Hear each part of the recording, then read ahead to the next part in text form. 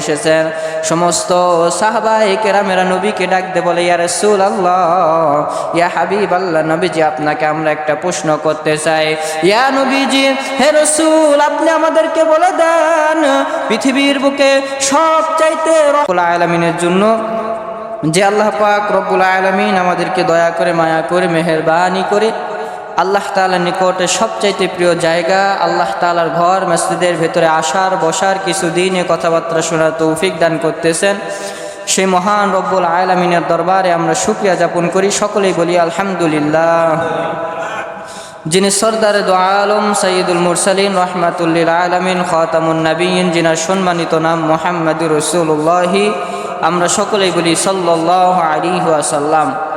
আল্লাহ পাক রব্বুল আলামিন এমন একটা দিনে আমাদেরকে উপস্থিত করেছেন, যেই দিনে আল্লাহ পাক রব্বুল আলামিন যেই মাসে আমাদের নবীকে দুনিয়ার বুকে পাঠাইছেন,